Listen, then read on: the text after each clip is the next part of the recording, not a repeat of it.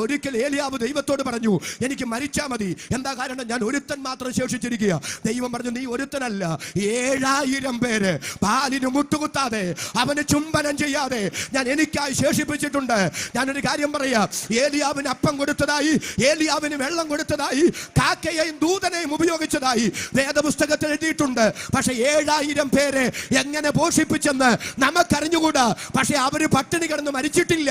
ആ 7000-ൽ 100 എണ്ണത്തെ ഓബദ്യാവിനെ കൊണ്ട് ദൈവം പുലർത്തി. 6900-യും എന്റെ ദൈവം പുലർത്തിയിട്ടുണ്ട്.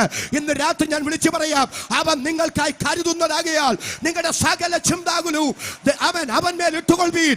ബാലിന് മുടങ്ങാത്ത മുട്ടും അവനെ ചുംബിക്കാത്ത ചുംബനം ചൊടിയാത്ത ചുണ്ടുമാണ് നിനക്കുള്ളതെങ്കിൽ, നീ വിശ്വസ്തയോടെ ദൈവത്തെ സേവിച്ചാൽ, നീ പരമാർത്ഥതയോടെ ദൈവത്തെ സേവിച്ചാൽ, നീ വഴിയാധാരമാകാൻ എന്റെ ദൈവം അനുവദിക്കില്ല.